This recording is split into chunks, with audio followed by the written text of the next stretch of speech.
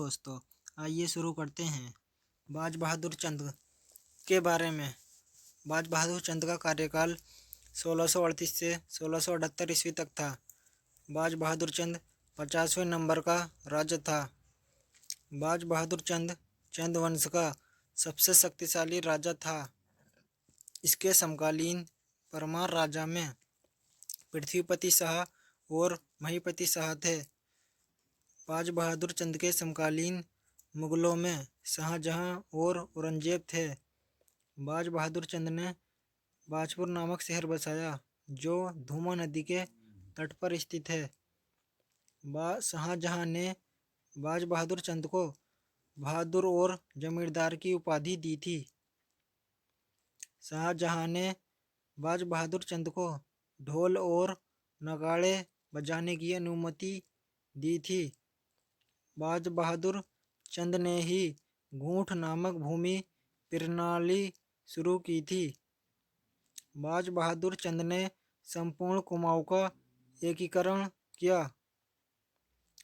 बाज बहादुर चंद ने मंदिरों की रक्षा करने वाले को मठपाल, हर हर कहकर राज परिवारों को जगाने वाले को हरबोला नामक पद बनाए।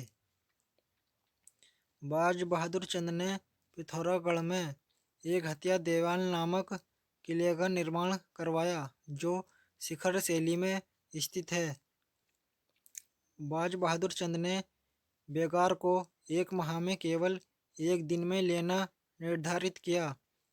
जबरन कार्य कराना तथा उसका मुआवजा न देना बेगार कहलाता था। बाज बहादुर चंद ने औरंगजेब की नीतियों से प्रभावित होकर उत्तराखंड में जजिया कर लगाया था। बाज बहादुर चंद चंद वंश का ऐसा पहला शासक था जिसने नमक कर लगाया। बाज बहादुर चंद सबसे बूढ़ा और अत्याचारी शासक था। बाज बहादुर चंद को कुमाऊं का बलवंत कहा जाता है।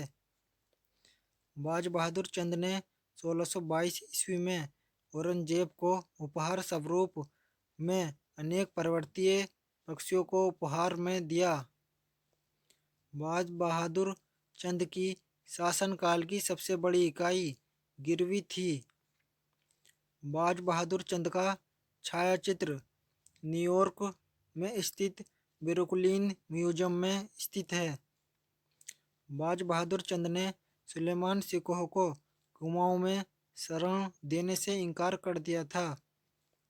बाज बहादुर चंद ने कैलाश मानसरोवर यात्रियों के लिए रास्ते में धर्मशालाओं के लिए गूंठ नामक भूमि दान की थी। बाज बहादुर चंद को धर्मपरायण शासक भी कहा जाता है।